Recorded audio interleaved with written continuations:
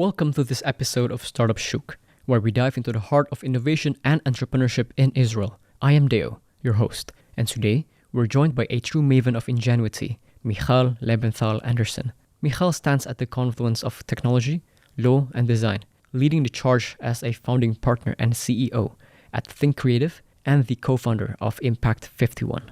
Michal also gives lectures at the Impact Entrepreneurship Club at Reichman University. So, Michal, very nice to meet you. I think the last time we met was in the lunch with Rebecca in Jerusalem a long time ago. Yeah, in a different lifetime.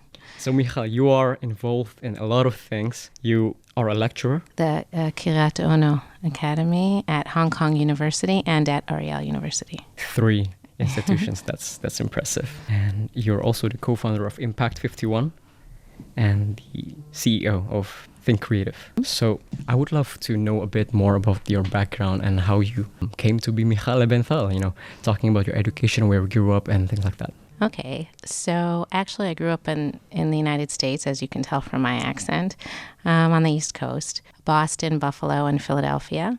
I started my schooling there in Philadelphia, and then I transferred to Hebrew U in Jerusalem. I actually have 4 degrees, but 3 of which were the beginning of my foundations. I started at Bryn Mawr in Philadelphia, and then I transferred to Hebrew U, where I studied political science and then got a master's in public administration. And simultaneously, I studied law here at the IDC, which is Reichman University today. When was that in Reichman?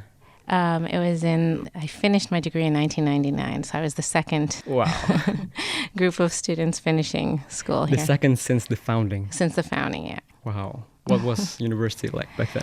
Well, it was much smaller than it is today. I mean, there were just a couple of buildings, the hangar, the main auditorium, the library, very few buildings. You studied law, but right now you are involved in a very different set of endeavors. Yeah, so I studied law and then practiced law for many years. 18, I finished my career in law. In America or? In Israel, as the deputy legal advisor at the Ministry of Aliyah and Integration. And then from this feeling that I really wanted to take something from 0 to 1 and make a switch and follow something through, I went back to school and I got a second master's in design management and innovation at Bezalel and made a switch completely in my career. And my focus today is based on creating new companies and innovation, which is purpose-based, impact-based, and working in the fields of social impact. So I'm happy to elaborate more on that. And my passion is really on design and systems thinking and solving complex challenges. Reichman University is known for its entrepreneurial students, and we all love to build things on the side, even though we're studying and we're busy, but we love to build things. I'm sure our audience would love to hear about your work in impact, but I would love to hear and understand why would you make that change and what caused you to make the shift from law to impact. Okay, well, actually, where I was working in the government and looking at legal questions, you really have to have a holistic approach. So it's actually not that different, except it's always looking at a set of rules and their interpretations and trying to find the unknowns, right? And trying to know what the next step is going to be. That's what happens in law. And in impact entrepreneurship, you kind of have to have the whole picture. You have to see how the system works. Who are the players? Who are the stakeholders? How do they interact? What's the root of the problem? And how can we change and shape the future in a different way? So it's kind of connecting the dots in a very, very similar way. So how did we develop Impact 51 and how did that come about? So in 2019, I created my first company, which was Think Creative, together with Michal Shalem. Actually, both companies are together with Michal Shalem, and people always joke that we're Michal squared. And Think Creative is a company that deals with complex challenges that have social and economic impact, like the future of the workforce, future of education, things like that, small problems. And using the methodology that we do there, which actually involves getting together all the stakeholders and starting from the source of the problem and looking for how to solve it and create long-term plans. We took that methodology and Michal's specialty, Michal Shalem's specialty, which is competitive strategy. She worked with Michael Porter on a couple of mega plans, and that's her strength. And we decided that we would look at how to take complex challenges and figure out how to do new innovation in them. And about a year and a half ago, we came across a mega challenge, which is women's health. And we noticed that it's very underserved, underfunded, under-researched, underdeveloped, under everything. And though women are 51% of the population, and that's why it's Impact Out 51. Brilliant. And they are 80% of the spending in the household and the decision makers in women's health, in general, in the family, less than 4% of funding and investment go into women's health. Less than 4%. Less than 4%. Which is nothing, even though we're 51% of the population. Right. And there are many diseases which are only in women, mainly in women, and different in women. So almost every area that we touched, we saw that really needed to have change, really needed to have innovation, lack of research, etc. And so we started looking at different models. And then we came across the startup studio model. And we thought, this is a perfect match, because if we solve for problems, and we're problems looking for ideas and not the other way around, not ideas looking for problems, the success rate of the startups is almost 60%. It's very, very high in other studios across the world. There's actually about 700 studios worldwide. And their success rate is very high in the startups because they start with a problem. Right. And that's the basic right for startup success. So that's a little bit about... There was this concept in Y Combinator, if you're familiar. Yes, it's of the course. biggest accelerator in the world. Of course. They call it CISP, a solution in search of a problem. That's a disease that most founders have, and where they have a technology and they want to find implementations for it. But that's the wrong way to look at it. You have to be actually passionate about the problem, like you are, and then find solutions for it. Exactly. We truly believe in falling in love with the problem. And we actually fell in love with the problem of women's health not having solutions. Right. We're like, that's unacceptable. How could we change that? How might we scale on a wide level? And then we thought, well, what if we created this startup studio? And we're the only one, by the way, worldwide, which is solely dedicated to women's health. And then we could solve not one problem, but many problems and have hundreds of ideas and choose the best ones. So we're not looking for the unicorn. We're looking for the top-tier talent to work on vetted opportunities. And how do you begin the process of filtering the startups, the founders who are coming to you and looking to build solutions in this problem space? Okay, so first of all, we start with building the ecosystem, which is almost non-existent. And that means we start with hospitals, HMOs, and patient organizations. We sit with them and get their unmet needs, really from the field. And from a human-centered design. Right. So we map out the system, we map out the problems, and then we choose the biggest unmet needs. And we have a metric, and our metric says there has to be a large target population. There has to be lots of unmet needs, and it has to be something that we can, that has low innovation, and we can make a change, a serious change. Because we're looking to make systemic change in women's health, and the way to do it, we think, is by bringing investment into the field and creating change. Then we have a call for action. And we look for entrepreneurs, designers, engineers, technology people, clinicians. So we're getting really multidisciplinary teams to be working on these problems. And we're hooking them up to these top-tier mentors. And so we curate teams around the problems, but in accordance with the passion and relation to the unmet needs we've put out there. And then these teams go through a 13-week process, really going from zero, literally, to one. They really define the problem, redefine it, find where the source of it is. They validate.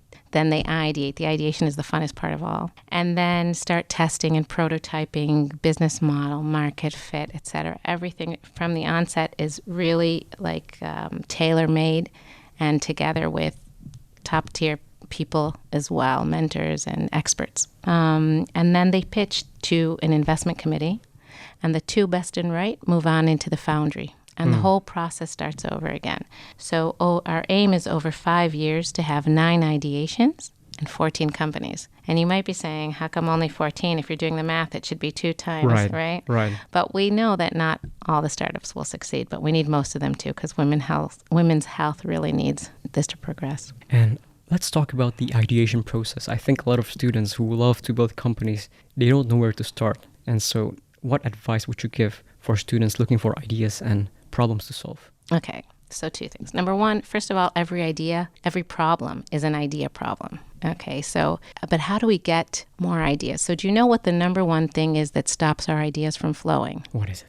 What do you think? I think it's a lot of people, they get bogged down by the obstacles and they see it like a huge challenge to face, and even from the beginning they wouldn't dare to fight the challenge, the problem, because it's too big for them. That's what I think. So I think that you're right, that the first thing that stops us, actually, you say they get bogged down, is our own brain. Our own brain stops us. And oftentimes, think about yourself when you solve a problem. You often stop at the first solution and don't move onwards. And actually, a study that was done in Stanford, they saw that it takes 4,000 ideas to 4,000 to come up with 2 that'll go to market. So on average, like in products, etc. And so it's really, we have this concept. Everybody thinks, students oftentimes think that, oh, I'm just going to have this great idea and I'm going to run with it. Right. But oftentimes our ideas, the good ones, aren't the first ones. They're the ones that come after, and they're the development or the pivot of it, right? It's where does the idea go? So what would my advice be to students? First of all, to keep a little notebook near your bed and to take it with you everywhere. And every time you think of something, be orthodox about writing it down. Every idea that you have, every concept you see that you think you could maybe build on later, write it down. Because in the end, the ideas are these connections that we make in our brain that we put together. We're not able to discover something that we don't already have somewhere. Right. But in order to be able to do this, we have to keep developing and flexing that ideation muscle. And it's actually my favorite part of the process is ideation. So you've and if we don't capture those ideas, they might flee away. And nobody's going to know about them, right? Exactly. We might even forget it. So a good way to do this is every night before you go to sleep, think of a problem you have. Go to sleep. And it could be any problem. It could be, what vacation am I taking? It could be something a little more serious, like how am I going to solve this problem in my company? Wake up in the morning and time yourself. Give yourself 1 minute and see how many solutions you can write down during that 1 minute. The next day, try it again with another problem and keep doing it until you flex that muscle. Because if I told you today, go run a marathon, and you're not used to running, you're not going to be able to run the marathon. But if you keep flexing that muscle, you will. And the same is true for ideation. Practice makes perfect, huh? Yeah, keep practicing that idea muscle so that you can keep ideating and so that you don't stop when you get to the first idea. I love that. You know why? Because I have my own book, which I will draw and jot down notes. It's also fun to look back and see after you have achieved something in the future. We might also get some new ideas from ideas we have in the past. So I would urge you to do that, to go back to your early, to every time you finish a notebook like that. And I love the pen and paper. I'm old school on that. I think there's something to be said for writing down by hand. So once you fill up that notebook, go through the pages, just like you said. Take the 10 best ideas from there, move them into the new one, and keep on working like that. And you'll see which ones you choose to take with you and which ones you decide to leave behind. So you sort of grew up with your ideas and let them develop alongside you and definitely keep going with that. That's the way to go. And then you can keep having more and more. So I guess what I really enjoy the most is sparking people's thought and ideas by looking at different things, by how do we discover unknowns, how do we make things develop. And once we get started, Michal, I think what most people would love to hear is how do you keep going and what strategies do you have to employ to ensure projects actually make it to the field and make some impact? So that's a really good question. So when we just started out within Creative, Michal and I, we researched how many strategies are actually implemented, how many things get implemented. Do you have any idea? I have some ideas. How many would you think? Like what percent? Of the ideas I have daily? Yeah. How much? What do you think gets implemented, goes to market? Wow, I think about a lot of ideas, and I think one from 100 things that I thought of, I would actually start to pursue, and they might not even continue. So the chance is very small, and ideas they cannot stand alone. You have to also need the market, you need the actual need, and you have to gather people to work on it. So there's a lot of challenge that an idea have to go through. Yeah, and you have to recruit those people, and you have to work at it, and you have to have tons of passion in order to bring your idea into fruition. And so this is part of the things that we do, that we like to build the teams, make sure that the team, first of all, it's all about people in the end. You have to make sure that you've got the good team. And then you have to see that there's a market fit. And then you have to have that passion. And actually, the passion and the people are the main aspects, I would say. That, like, if I had to say, what is the actual most important thing, and it's having the team and having the passion to go through with it and see it to fruition. And I think oftentimes when startups don't succeed, some of those things are lacking along the way. Funding will come if you have the passion. Funding will come if you have the right team. Because investors oftentimes, that's the first thing that they look at is who's leading this, Right. who's on top of it. You remind me of a conversation I had with an investor. I had the opportunity to work with Go Ahead Ventures in America. He told me, you are the company. Your culture, the team that makes up the founding of the company is the company. And the character you have, the attitudes, your personalities, that will form into the company and what it will bring to society, the impact and benefits and all the sorts. Yeah. At the end, it's there. It has to be motivated. I think it has to be motivated by passion. It's what you get up for in the morning. Right. It's wanting to make that change, right? It's that purpose-driven. Michal, in light of global trends, the world is changing right now. Where do you see Israeli startups and business trend going? Of course, we have the recent tragedy of October 7th, the massacre of October 7th. The Israeli market is hit. What do you see change? Wow. Well, so actually, I think that right now a lot of people feel that their life can be defined as up to October 7th and after October 7th. Universities, which are supposed to be leading the way on education, values, purpose, etc., especially the Ivy League universities, have kind of given us a hard projection and very difficult that they haven't straightforward way saying that what Hamas has done is unacceptable. And I think that they're a symptom of other things that are happening worldwide that we see happening. What happens on the university campuses is what we've also been seeing from international organizations, women organizations, whom we've expected to come out and say, what's happening is not okay. We haven't heard that in a straightforward way. In fact, the opposite has been true. It took the UN Women Organization 2 months to come out with a statement, and then it was also too little too late. And in impact entrepreneurship, we can't ignore those places like universities and for research, and we can't ignore organizations like the UN, like the World Health Organization, et cetera, which are very relevant in impact entrepreneurship.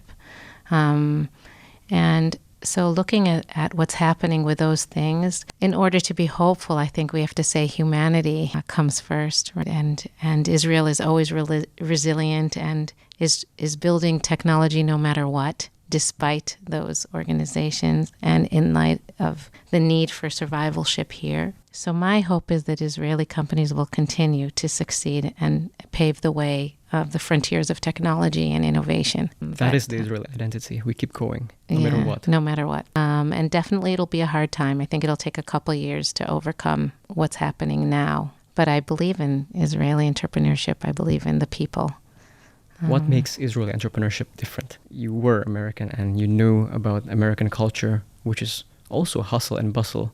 Entrepreneurship, you could say, also budded really greatly in America. But what would you say is different in Israel compared to the rest of the world? I think there's like an entrepreneurial DNA. I see it because I do have students abroad as well. And I see the difference being in the entrepreneurial DNA, which I think is, you can see it from a very young age, even in the playground, the way the kids play. You can see it in the amount of responsibility the kids get in the scouts. You can see it. It's something that's built over time. It's like, I can give you a funny example. My father, who's a doctor, used to say that the American patients would come in with their mother, and the mother would say, the doctor would say, please have a seat, and then the child would sit down. And when the Israeli mother comes in with the child says, why? Why do I have to sit? What are you checking? Right?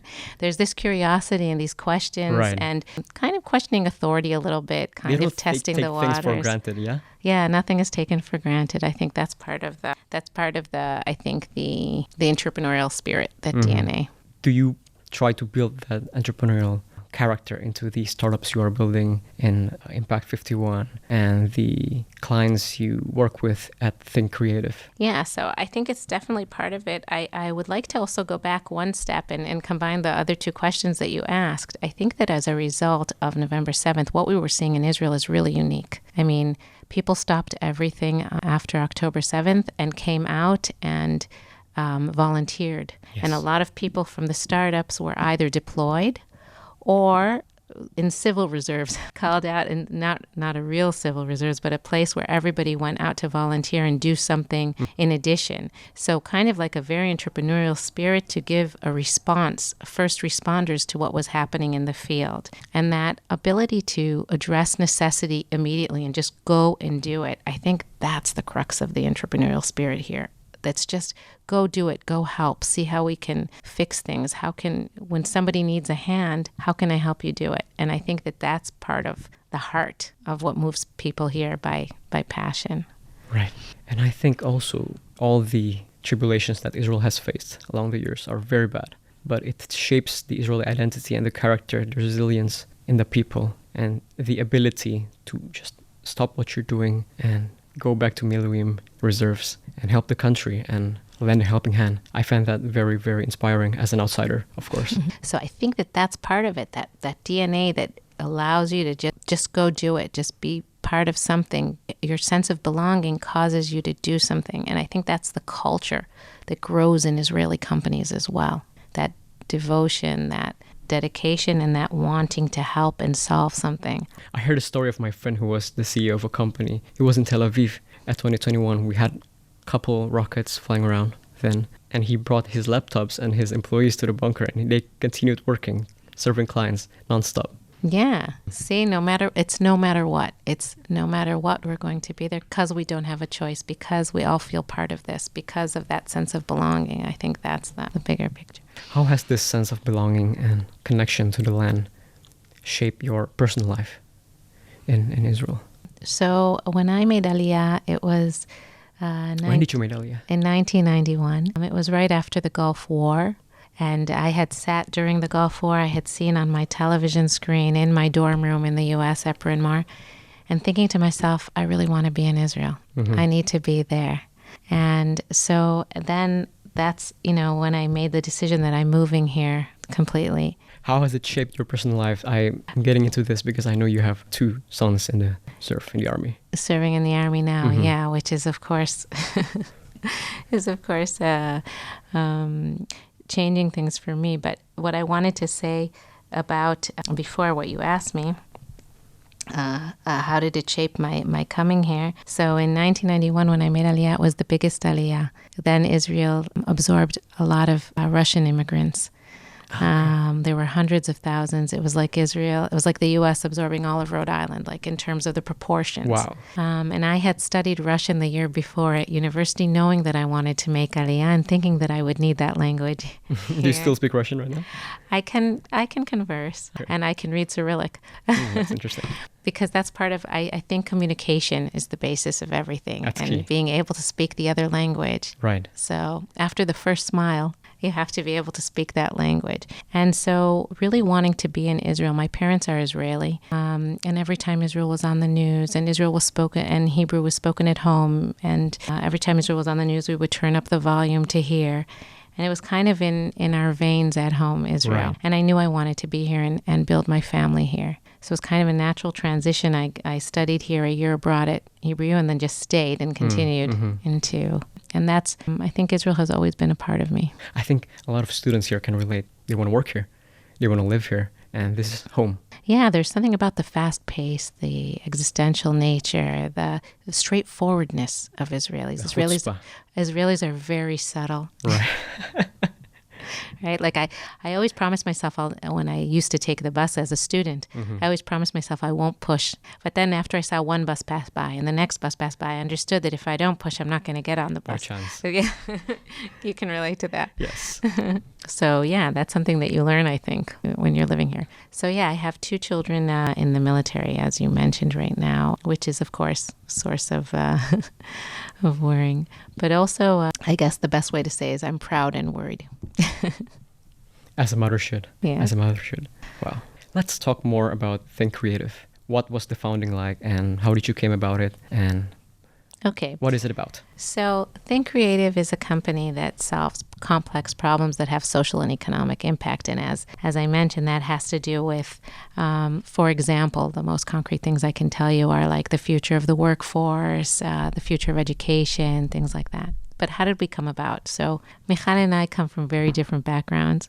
And we met on a Wexner Senior Leadership Program with government seniors that were sent for a month to Harvard. And we studied there an executive leadership program. And 4 years later, and that was in 2015, 4 years later, we were sitting at this great coffee shop in Soho. If you get to New York, I'll send you the name. It's a great coffee shop. I will. And we were sitting having coffee and discussing our future. And prior to this, Michal was the chief of staff of the Jerusalem municipality. And I always used to joke that's like the Vatican. Everything that happens in Jerusalem, right? It's like a microcosm of the country. That's right. We were thinking, what will we do in our future that will be interesting? And I was just finishing 18 years working in the Ministry of Aliyah and Integration as a lawyer, as a legal advisor, and contemplating what we want to change and do different. And we knew two things. We knew we wanted to do it together, and we knew that it had to be impactful. And along comes this French waitress. She doesn't speak Hebrew, but she says to us, and she's not Jewish, and she says, "Are you speaking Hebrew?" And we look at her and we say yes. And she says, "I know one sentence in Hebrew." We're like, "What sentence is that?" And she says, "Im lo achshav matai," which means, if not now, when? Right. So it was a sign. And we decided at that moment that we would build Think Creative. And then came back to Israel, and shortly after, that was in April 2019 when we were at a summit in Princeton, and that happened in New York. And in 2019, we opened Think Creative. And yes, that's how Think Creative came about. And we've been very fortunate. We worked on very interesting projects there. The first one was regarding Israeli Education 2030, where is education headed, and looking at skills and competence of skills and competence of people and what's needed for the future learner. We usually work grassroots. That means we start with the field, really with the field, empathizing, understanding, defining what the needs are, and then thinking ahead. What is the dream education going to look like, and how are we going to get there? And so, it was really funny. I mentioned this to you before. We were looking at education and thinking to ourselves, well, how could we there's not enough teachers, and there's not enough teachers in various places in the country. Well, what if we would have like master classes, or if we would have this capability of hybrid learning? And this was January 2020, prior to COVID. And everybody looked at us like we were crazy. How could you have hybrid learning or digital learning? There's no chance of that. Nobody's going to agree. It'll take at least a decade. And then boom, came Corona. And out of the crisis emerged, right, a whole different thing. And all of a sudden it was very intuitive that we would be able to have Zoom learning, and we'd be able to learn in a different situation. So that was like really interesting. And we also looked at the future of the workforce, and we looked at technology, vocational training. We looked at what the high-tech needs are now in terms of employment, also at the height of the technology boom. And to your question before, so this can actually relate to it, is what do I see that the trends will lead to? Well, from COVID, I think we learned very well that crisis is actually a big opportunity for change. So things that may have needed to be changed can actually, maybe that's the hope, and the best message that I could give is how can we create a change now, and what will the future look like in light of trends? Well, hopefully the crisis will bring optimism and opportunity when we're ready to heal as a country. And don't let a good crisis, well, there's no good crisis, but don't let the crisis go to waste. Warren Buffett. Exactly. A beautiful note. Michal, personal insights and advice to close this podcast. What succinct advice would you give to budding entrepreneurs looking to make a positive impact? I would say go with your passion. Look where the real unmet needs are. Empathize. Understand the people where you're solving for. Make sure you're solving for real people and not just coming up with an idea that you think is great, but that's super validated. Fall in love with the problem deeply. Stay in the problem. Get to know it. Embrace it. Validate, and test early. Go out and test early and make sure that you're on target, and don't be afraid to pivot. Flex your muscle of ideation. Keep learning and all the time, and be open. I think that the most interesting entrepreneurs are coachable. They're willing to hear, and they're willing to, you're smiling because you must hear that often. Of course. Yeah. The most interesting entrepreneurs are because they recognize the value of a good advice and a good mentor. Yeah. Find the mentors that you will listen to and that you can right? Those, I think that would be my best advice. You mentioned a lot about empathizing with the problem and the people who are having the problem. Why is it important that we should do this? I think a lot of entrepreneurs, they have an idea and they have a market, but they don't empathize. They just build a solution regardless. So I think empathy is the core. And now this will tie into my childhood. My favorite book ever. I read a lot. I can, at every given moment, I'm reading at least 2 books. My favorite book of all time was To Kill a Mockingbird by Harper Lee. And it tells about, about a trial, a murder trial, and there's a lawyer involved, of course. And the lawyer there, his daughter's name is Scout, and she's got lots of questions. And at one point, she comes to her father and she's asking him about what's happening in this trial, and it's in like a bad place where there's a lot of racism. And she says to her father, you know, she's wanting to understand what happened, and she's a little bit judgmental about what's going on. And he says the following. He says, "Scout, you never really understand a person until you climb into their skin and walk around in it for a day." And I think that has really, if there's something that has shaped my life, it's that quote, that you never really understand a person until you climb into their skin and walk around in it. And that's what real empathy is. And when we really understand the other side, then we can solve for them. So how do you do that, right? What's the trick? How do you empathize? An example that we often give at Impact and that I often give my students as well is one of the Jeevan Bindi. I don't know if you've heard about it, but it's one that looks at there's a problem in India that women don't have enough iodine supply. Iodine. What for? Iodine is good for lots of things. It helps us be healthy and etc. And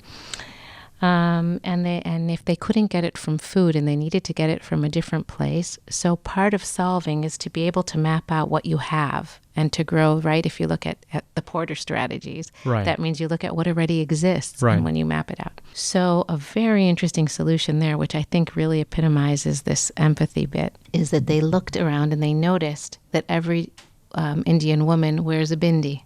Mm-hmm. And the solution that they came up with was what if the bindi could... Which is, for those who don't know, is the dot in the forehead. The little red dot, right, that they wear on their forehead. And I'm showing you here, but of course, whoever's listening can't see me showing you. So the idea was, what if the bindi could release slow-releasing iodine and give every woman the supply of iodine they needed per day by something they wear anyway, cultural context, right? So if I'm really understanding who I'm providing a solution for, and they don't have to go out of their way, it's actually part of their daily use, right? Then what if you could implement change like that going into daily use and something that should be there anyway? So it's a beautiful example. That's brilliant. Yeah. It's a perfect fit for a solution through cultural appropriation and context. Yeah. Mm-hmm. So somewhere else the bindi may not work. You'd need to have something else, right? Exactly. But this is something that shows us, and I think empathy is really at the heart of it. I can give you a long list of examples of where solutions which take into account the user fully are so much better. So I would urge, when you ask me what kind of tips I would give, that's another thing that's crucial in my opinion. Test early. Just go out there and test your solutions and see that somebody really is going to use it. Don't ask them, will they use it? Because that's the mom test. We don't want to do that. But definitely go out and test right away and see how it's accepted and where you need to tweak. And get a ton of crucial feedback. Feedback from those users. Really understand the user. Follow them around. Be a nudge. Just till you know exactly what's needed, right? They're almost like partners in the development of the product. They're the most important partners that you're going to have, are your customers. The most important ones. And if you don't take them into account, then you definitely won't succeed. And talking about empathy, Impact 51 has done something that I would love you to talk about regarding the war, empathizing with those who are impacted by it. What projects have you or have the startup studio budded that will help the situation right now? Okay, so thanks for asking that. So actually, as I started telling you about at Impact 51, we look at different stages in the woman's life cycle, and that's where we enter and places where there's not enough innovation in women's health. So the first place we entered in the cohort that we had was on menopause. The second one, which was scheduled to come out on the 8th of October, was on cardiovascular health. and everything was in place. The challenge partners, the hospitals that we were working with, top-tier hospitals in Israel. And we were ready to do the call for action and get entrepreneurs, designers, engineers, clinicians on board. And then we thought, wait a moment. After we took a week or two to come together ourselves, since the whole country was under attack, part of us even felt that everyone was taken hostage since the 7th of October. And we thought the call of the times is actually trauma and well-being, because there's been a collective trauma here. And so we thought, let's postpone cardiovascular health to a later date. It's ready to plug and play. And in the meantime, the call of the hour, our reserves right now, our reserve duty is to take care of what we need here and now. Today is the day after. Today is when we need to be doing something different. So we decided to pivot and look for solutions that exist now, which is also different from our model. Our model is pre-team, pre-idea, and problem-led. True. And we decided to to do it a little bit differently, to have a satellite of Impact Out 51 and look into trauma and well-being, but look at solutions that are existing now and scale them up. Looking in Israel and abroad at technology, services, products. It could be a company, NGO. That's our call for action. And that are interested, that can be up and running within 3 months, with a cultural fit to Israel, relevant solutions for here and now to help people cope with trauma and PTSD and everything we're going through. And I should say, we're also looking for solutions for women, specifically for women. Much like driving a car is running a startup, you have to constantly monitor what's needed and pivot when need be, and really react to the situation real time. Yeah, there's no choice. If we didn't react, it would be irrelevant. I guess a really big part of startups is making sure you're relevant all the time, keeping on trends, there's a lot of things to keep in mind when you're working in a startup, and one of them is definitely what's happening outside. You have to notice your market and understand it well. And though Impact Out 51 gears worldwide, not only Israel, we did feel that the call of the times for us right now is here. What's your plans, hopes for the future of Impact 51 and Think Creative? Well, I hope we continue to build the way that we've been doing and continue on track, no matter what, just like the other startups in Israel are all pushing in that direction. My dream is that we will have lots of companies in women's health. That to make systemic change, we need to have critical mass of companies. So that's my dream, that there'll be a lot of entrepreneurs working in the field, bringing investments into the field, making it a thriving area that everybody wants to take part of. I guess far down the line, my dream would be is that we wouldn't have to consider it separately, that it would already be mainstream, that everyone takes into account women's health in their health platforms. And for those who are listening and are interested to know more about this, where can they find more and learn more about this? So first of all, very happy for anyone who wants to reach out to us. Our website is www.impact-51.com and thinkcreative.org.il. So those are the two websites that you're welcome to look onto, and our contact information there. Michal Shalem and myself, very, very happy to be in touch with anybody who has any questions, etc. Michal, it's been a pleasure talking to you. Thank you. Thank you very much for coming. Thank you.